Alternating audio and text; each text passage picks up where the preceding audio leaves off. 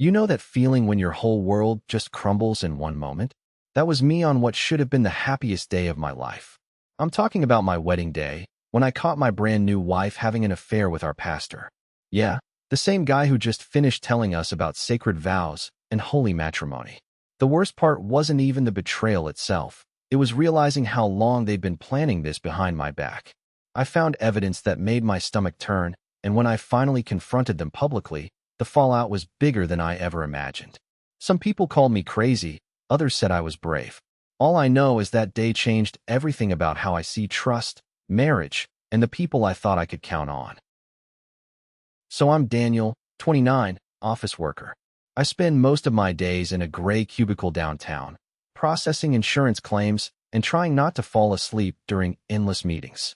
Pretty boring stuff, but it pays the bills and gave me enough stability to think about settling down. I met Sarah at a coffee shop about 2 years ago. She was this bubbly, outgoing woman who seemed to light up every room she walked into. We hit it off immediately, and within 6 months we were talking about marriage. She was really involved in her church community, which I thought was great.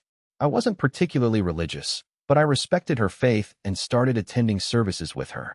That's how I met Pastor Williams. He was this charismatic guy in his early 40s, married with 2 kids. Everyone in the congregation seemed to love him. He gave these inspiring sermons and really seemed to care about his flock. When Sarah and I got engaged, it was obvious we'd want him to officiate our wedding. The planning process was pretty smooth. Sarah handled most of the details since she had strong opinions about everything from flowers to music. I was happy to let her take the lead. I figured as long as we ended up married, the rest was just decoration. Pastor Williams met with us several times for pre-marriage counseling, talking about communication and commitment. Looking back, I should have paid more attention to how comfortable Sarah seemed around him. But at the time, I just thought they had a good pastor-parishioner relationship. Everything seemed perfect as our wedding day approached. I had no idea what was coming. The morning of our wedding started exactly how I'd imagined it would. I woke up in my apartment feeling nervous, but excited, the kind of butterflies you get before something life-changing happens. My best man Jake came over early to help me get ready, and we spent the morning joking around and trying to calm my nerves. The church looked beautiful when we arrived. Sarah's mom had really outdone herself with the decorations. White roses everywhere, candles lining the aisle, the whole place looking like something out of a magazine. I stood at the altar in my rented tux, watching guests file in and trying not to fidget with my tie. When the music started and Sarah appeared at the back of the church, I felt my breath catch. She looked absolutely stunning in her white dress, her smile radiant as she walked down the aisle with her father. For a moment, all my pre-wedding jitters disappeared. This was it. I was marrying the woman I loved. But then I started noticing things that seemed off. When Sarah reached the altar and her father handed her over to me, she and Pastor Williams exchanged this look that lasted just a second too long. It wasn't the normal polite acknowledgement you'd expect. There was something more intimate about it, like they were sharing some private moment. I tried to shake it off and focus on the ceremony. Pastor Williams began speaking about the sanctity of marriage, about commitment and faithfulness. His words were beautiful and moving, exactly what you'd want to hear at a wedding. But I kept catching these little moments. The way Sarah's eyes would drift to him when she thought I wasn't looking. How his gaze seemed to linger on her face longer than necessary. During the exchange of rings, I noticed Pastor Williams' hand brush against Sarah's when he was guiding us through the ritual. It could have been accidental, but something about it felt deliberate. Sarah didn't pull away or seem surprised. If anything, she seemed to lean into the contact slightly. The whole thing was subtle enough that I wondered if I was just being paranoid. Wedding nerves, right? Maybe I was reading too much into normal interactions. But then came the moment that really got my attention. When Pastor Williams pronounced us husband and wife and told me I could kiss the bride, Sarah turned to me with that beautiful smile. But just before our lips met, I saw her glance quickly at Pastor Williams. It was barely a split second, but there was something in that look, longing maybe, or guilt. I couldn't put my finger on it, but it made my stomach twist. The kiss itself felt different than usual too.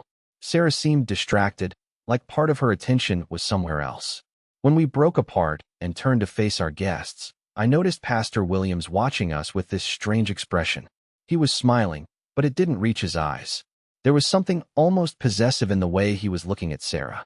The congregation erupted in applause, and we walked back down the aisle together as husband and wife. Sarah was beaming and waving at everyone, playing the perfect happy bride. But I couldn't shake the feeling that something was wrong. The whole ceremony had felt like a performance, like we were all playing roles in some script I hadn't been given. During the receiving line outside the church, I watched Pastor Williams congratulate other couples and families. His interactions with them seemed normal and professional. But when he reached Sarah and me, that strange energy was back. He hugged Sarah just a little too long, and when he shook my hand, he told me I was a lucky man in a tone that sounded almost mocking. As we posed for photos, I found myself studying the pictures the photographer was taking. In several shots, Pastor Williams was in the background, and in every single one, he was looking directly at Sarah. Not at the camera, not at the general scene, specifically at my new wife. The photographer even had to ask him to look at the camera for a group shot because he kept staring at her. By the time we left for the reception venue, I had this growing knot in my stomach. I told myself I was being ridiculous. That wedding stress was making me paranoid. Sarah seemed happy and excited, chattering about how beautiful the ceremony had been and how well everything had gone. But I couldn't forget those looks, those moments of strange intimacy between my wife and the man who had just married us. Something was definitely not right, and I had a sinking feeling that my wedding day was about to become something I'd never forget for all the wrong reasons. The reception venue was this gorgeous historic mansion with a ballroom that Sarah had fallen in love with the moment she saw it. Everything was perfect, the dinner was delicious, the band was great, and our family seemed to be having a wonderful time. I tried to push my earlier concerns aside and focus on celebrating with everyone. For the first hour or so, things felt normal. Sarah and I did our first dance, cut the cake, and made the rounds talking to guests. She seemed like her usual bubbly self, laughing and hugging everyone, telling people how happy she was. I started to relax and think maybe I'd just been overthinking things at the church. But then Pastor Williams arrived at the reception with his wife and kids. He'd changed out of his ceremonial robes into a regular suit, and he looked more casual and approachable.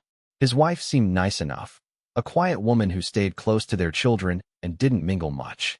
But Pastor Williams immediately started working the room like he was the host instead of just a guest. What bothered me was how he seemed to gravitate towards Sarah.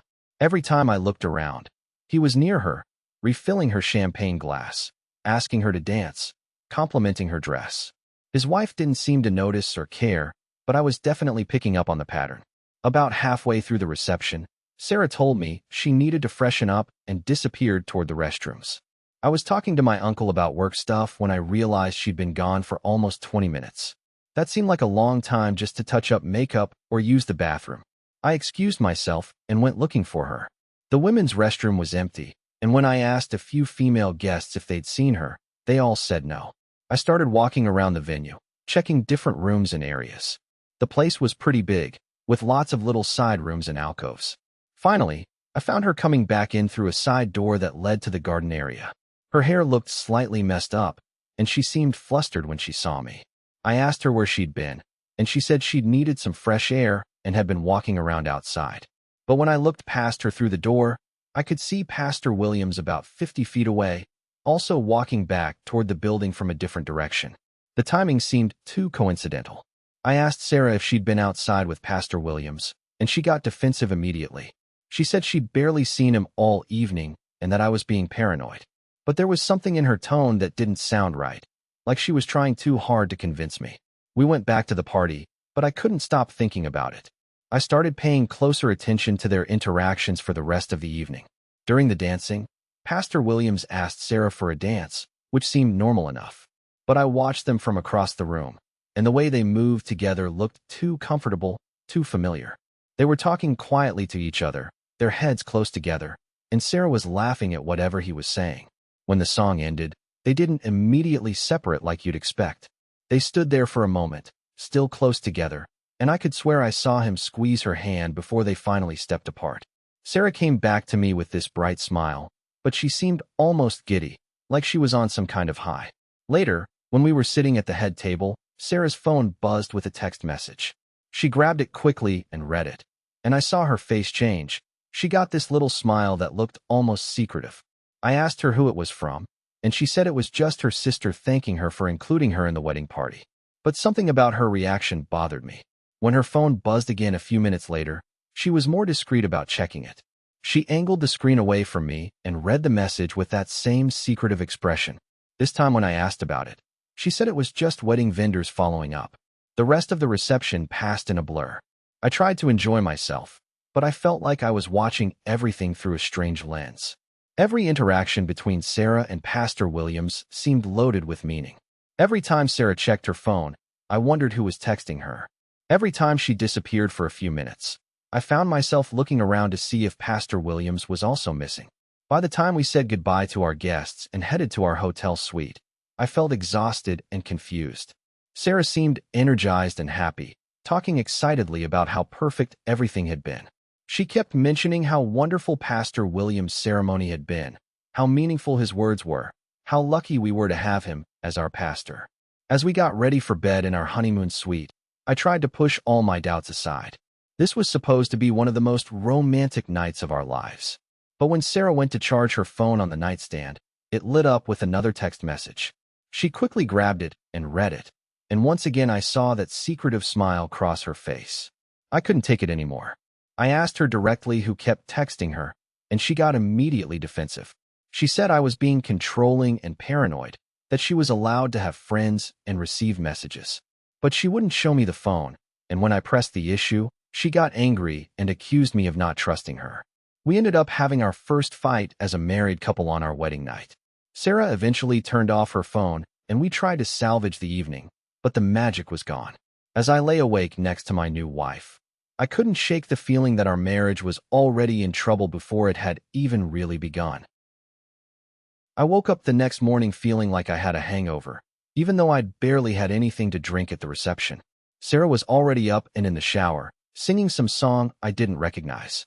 The sound of her voice, which usually made me smile, just made me feel more unsettled.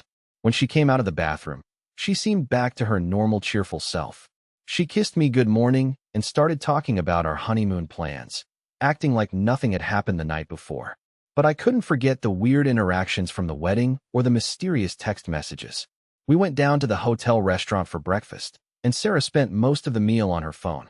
She said she was posting wedding photos on social media and responding to congratulations messages, which seemed reasonable enough. But I noticed she was being really careful to keep her screen angled away from me, and she kept getting this little smile when certain messages came in. After breakfast, we went back to our room to pack up and head home. While Sarah was organizing her wedding dress and accessories, I saw her phone sitting on the bed. I don't normally snoop through people's phones. I've always believed in trusting your partner, but something was eating at me. When Sarah went back into the bathroom to get her toiletries, I quickly grabbed her phone. It was still unlocked from when she'd been using it at breakfast. My heart was pounding as I opened her messages, feeling guilty but unable to stop myself. Most of the recent texts were exactly what she'd said: friends and family congratulating us, vendors following up, normal wedding-related stuff. But then I saw a conversation thread that made my blood run cold. It was with someone listed as in her contacts, and the messages were definitely not innocent. The most recent one, sent just an hour ago, said something about how beautiful she'd looked yesterday and how hard it had been to watch her marry someone else. There were messages about missing her and wanting to be alone with her. The tone was intimate and romantic, definitely not from a casual friend. I scrolled up through the conversation and found messages going back weeks, maybe months. They were talking about meeting up, about keeping their relationship secret, about how complicated everything was. There were references to stolen moments and how much they cared about each other. My hands were shaking as I tried to figure out who was. Then I saw it. One message where this person mentioned having to be careful at church events because people might notice. Another one talking about the wedding and how painful it would be to officiate. Pastor Williams. His first name was Michael. Was Pastor Williams, and he'd been having some kind of relationship with my wife. I heard Sarah moving around in the bathroom and quickly put her phone back where I'd found it. When she came out, I was sitting on the edge of the bed trying to process what I'd just discovered. She asked if I was okay, and I said I was just tired from yesterday. The drive home was torture. Sarah kept trying to make conversation about the wedding, about how perfect everything had been, about how happy she was. All I could think about were those text messages and what they meant. Had she been cheating on me before the wedding? Was she planning to continue whatever this was now that we were married? When we got back to our apartment, which was now officially placed since Sarah had moved in with me a month before the wedding.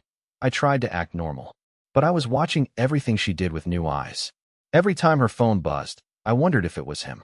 Every time she smiled at a message, I felt sick.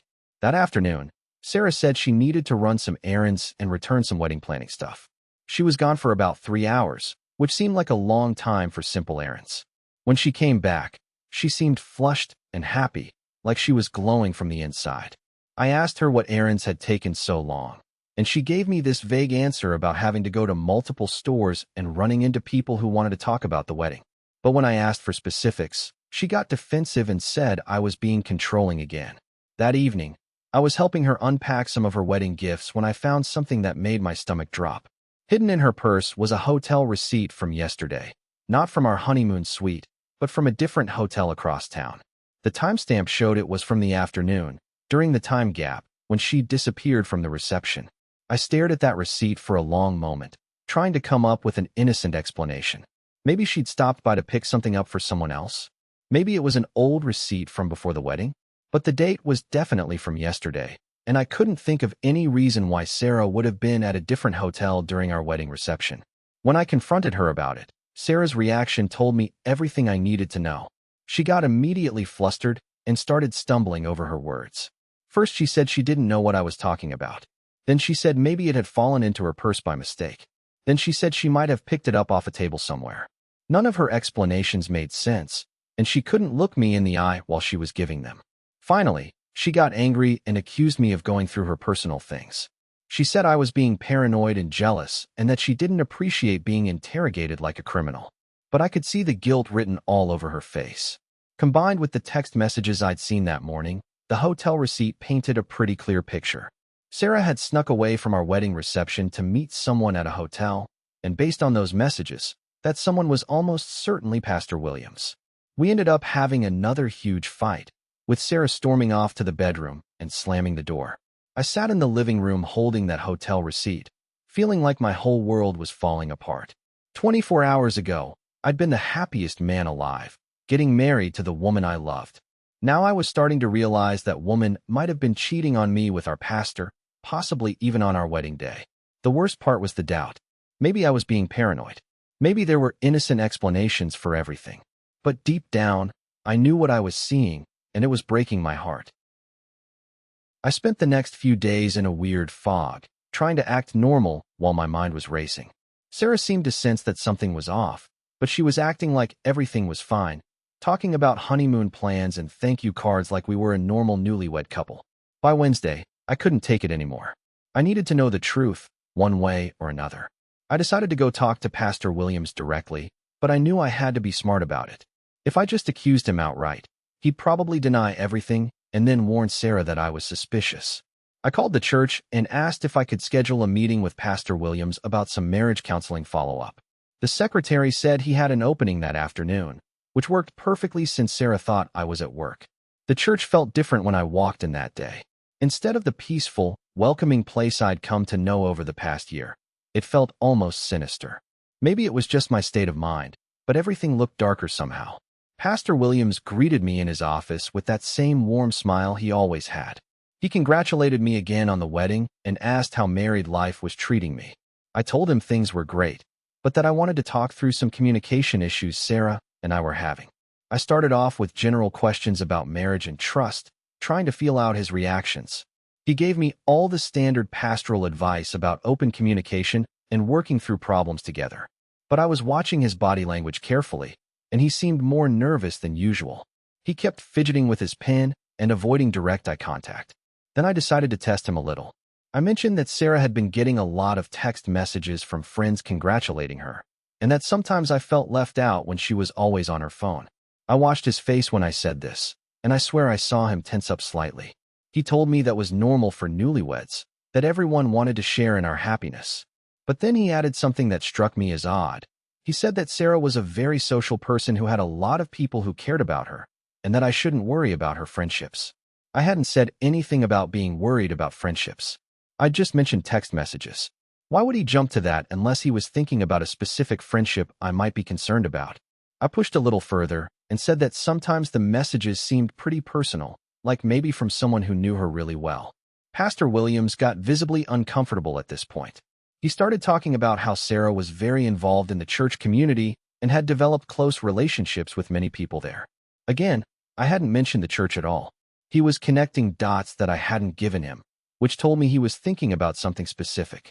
I decided to be more direct. I told him I'd found a hotel receipt in Sarah's purse from our wedding day, and I was confused about why she would have been at a different hotel. I watched his reaction carefully, and this time there was no mistaking it. He went pale and started stammering. He said he didn't know anything about that, but maybe Sarah had been helping with some wedding vendor issue or picking something up for someone. His explanations sounded just as forced and unconvincing as Sarah's had been. Then I played my final card.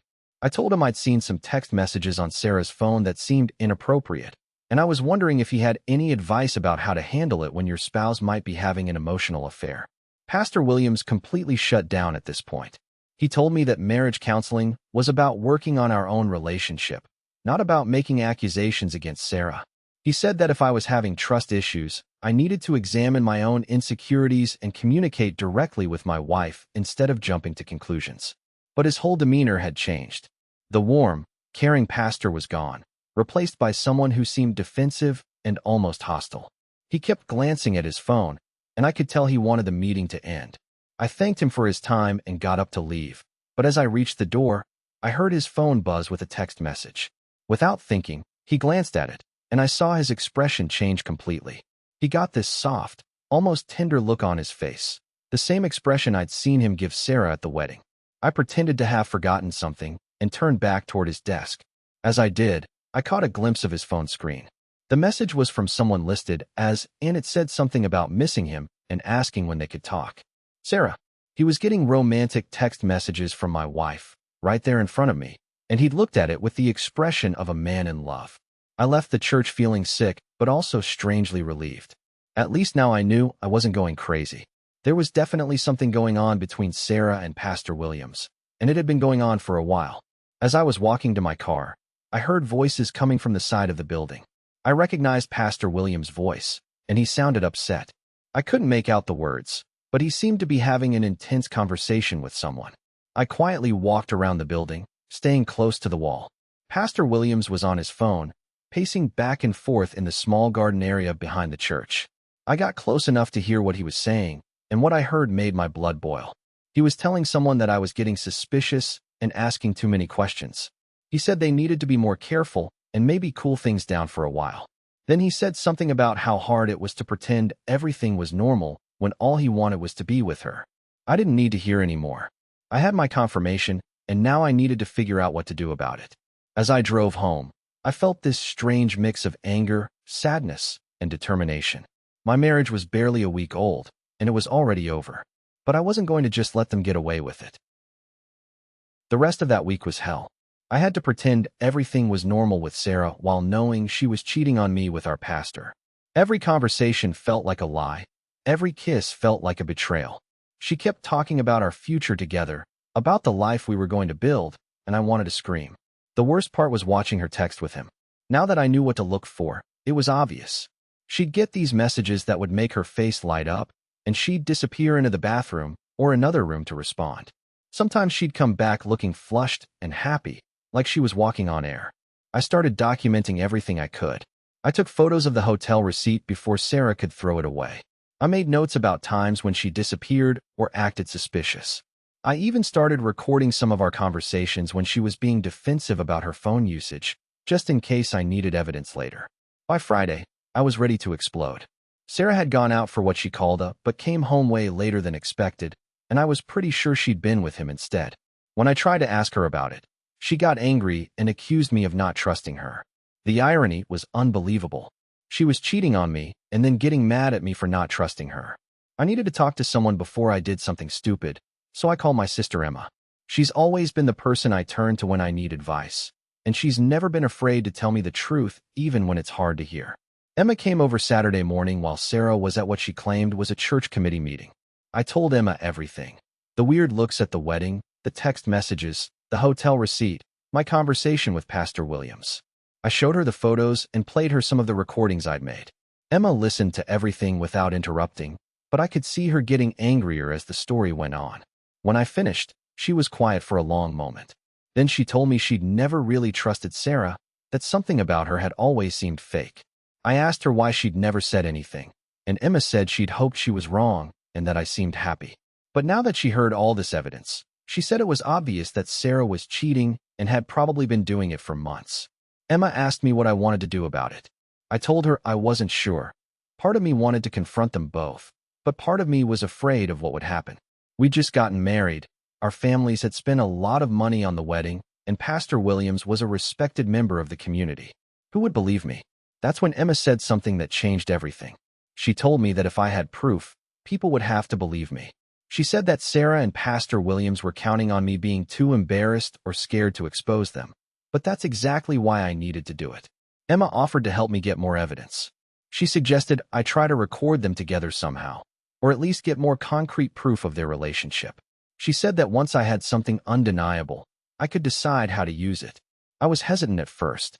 Recording people without their knowledge felt wrong, even if they were cheating on me. But Emma pointed out that they'd already crossed every line by having an affair, and that I deserved to know the truth about my own marriage. She also reminded me that this wasn't just about me. Pastor Williams was in a position of trust in the community, and he was married with kids. If he was willing to cheat with a parishioner, who knew how many other people he might be manipulating or taking advantage of?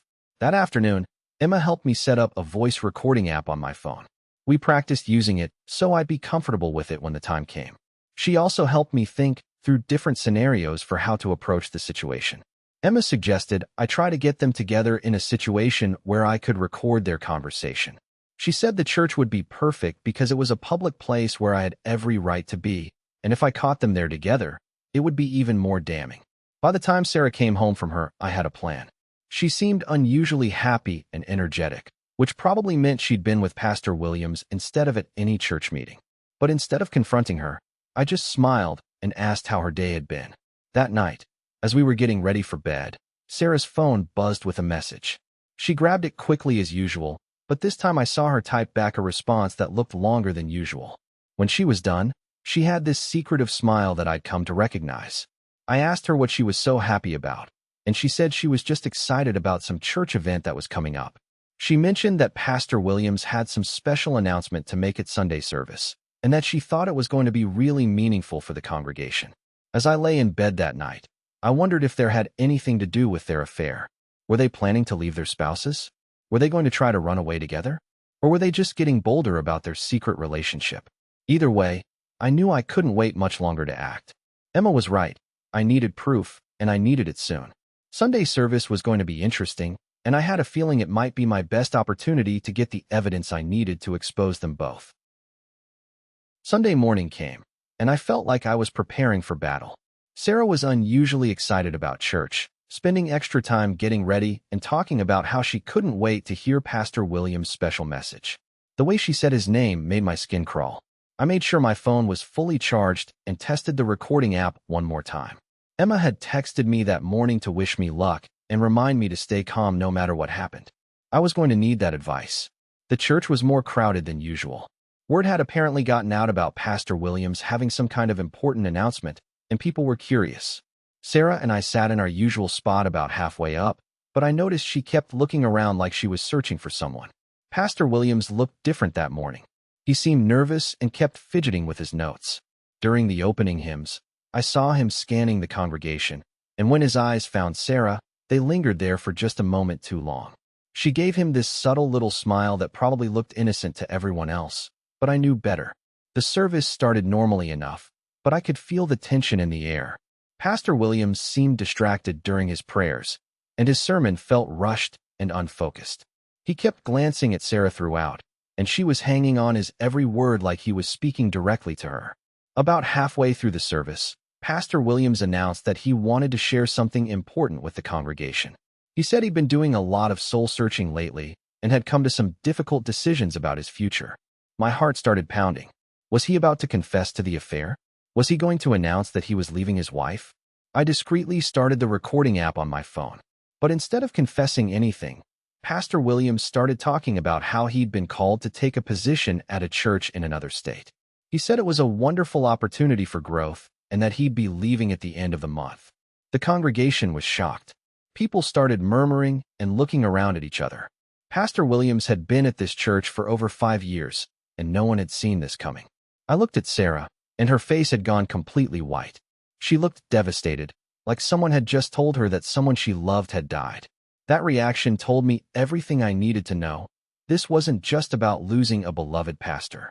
This was about losing the man she was having an affair with. After the service, there was a reception in the fellowship hall to discuss Pastor Williams' announcement. I watched Sarah carefully as she moved through the crowd. She was trying to act normal, but I could tell she was struggling. She kept looking around for Pastor Williams, but he was surrounded by people asking him questions about his departure. About an hour into the reception, I saw Sarah slip out of the main hall. I waited a few minutes, then followed her. I found her in the small prayer chapel at the back of the church, and she wasn't alone. Pastor Williams was there with her, and they were having an intense, whispered conversation. I stayed hidden behind the partially open door and started recording. What I captured was better than I could have hoped for. Sarah was crying and asking him how he could just leave her like this. She said they'd talked about being together, about finding a way to make it work. Pastor Williams was trying to calm her down, saying that people were getting suspicious and that they needed to end things before they got caught. Then Sarah said something that made my blood boil. She told him that she'd only married me because they'd agreed it would be good cover for their relationship. She said I was so trusting and naive that I'd never figure out what was really going on. Pastor Williams told her that the marriage had been a mistake, that seeing her with someone else was harder than he'd expected. He said he couldn't keep pretending to bless a union that he wanted to destroy. They talked about meeting up one more time before he left, about finding a way to stay in touch after he moved. Sarah begged him not to abandon her, said she'd leave me and follow him wherever he went. I had heard enough. I had everything I needed recorded on my phone. A full confession of their affair, admission that Sarah had married me as a cover, and evidence that Pastor Williams had officiated our wedding while planning to steal my wife. I stepped into the chapel, and they both froze when they saw me. Sarah's face went from devastated to terrified in about 2 seconds. Pastor Williams immediately tried to switch into his pastoral mode, asking if I needed something and acting like they'd just been having a normal conversation. I pulled out my phone and played back the last 30 seconds of their conversation, the part where Sarah talked about marrying me as cover and Pastor Williams talked about wanting to destroy our union. The silence that followed was deafening. Sarah started stammering, trying to explain, but there was no explaining away what I'd just played for them. Pastor Williams went completely pale and didn't say anything at all. I told them both that I had the entire conversation recorded, along with evidence of their hotel meetings and months of text messages.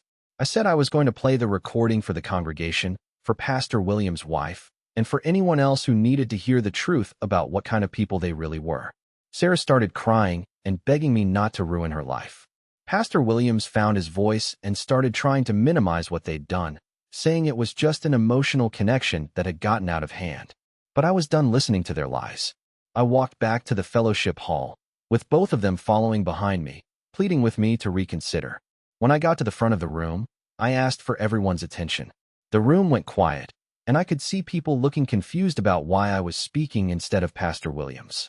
I looked out at all these faces, people I'd come to know over the past year, people who'd celebrated our wedding just a week ago, people who trusted and respected Pastor Williams. Then I pressed play on my phone and let them hear the truth for themselves. The reaction in the fellowship hall was immediate and intense.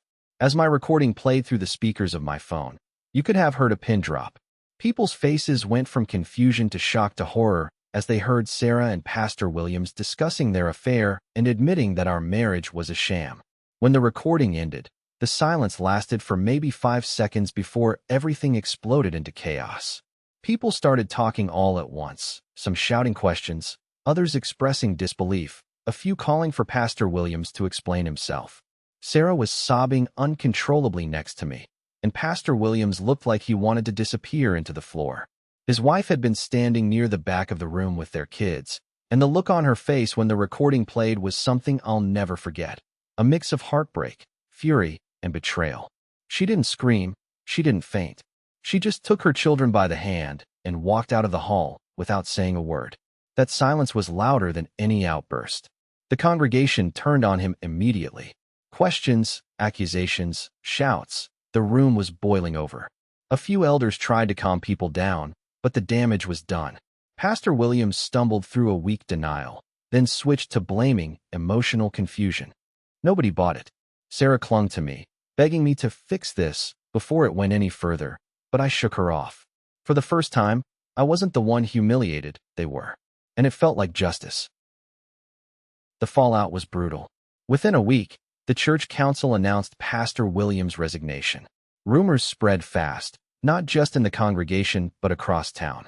His wife filed for separation, and the church community fractured. Some blamed him, others blamed Sarah, but nobody blamed me.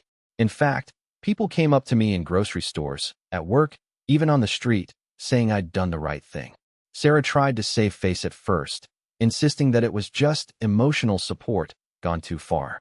But once the recording circulated, there was nothing left to spin. Her family was furious, not at me, but at her. The wedding they had proudly shared photos of a week earlier had turned into a public scandal. At home, I packed her things into boxes. I didn't yell, didn't argue, just quietly stacked her clothes by the door. When she begged me to talk, I told her simply, "We're done." You made sure of that. I filed for annulment citing fraud, and with the recording, it wasn't contested. In less than 3 months, the marriage that had lasted barely a week on paper was erased. 6 months later, I wasn't the broken man I thought I'd be. I was free. Therapy helped. Emma kept me grounded. Slowly, I started to live again. Dinners with friends, long runs after work, even a couple of dates where, for once, I didn't feel like I was looking over my shoulder. One night over dinner, a friend asked if I regretted exposing them so publicly. My answer came without hesitation. No. The truth deserves daylight. Always. Sarah moved out of town. Pastor Williams disappeared into obscurity. And me? I finally understood something that I'd ignored for years. Betrayal doesn't define you. It exposes them. That wedding day should have been the start of a new life. But in a way, it still was. Just not the one I expected. It was the day I stopped living in illusions and started living for myself.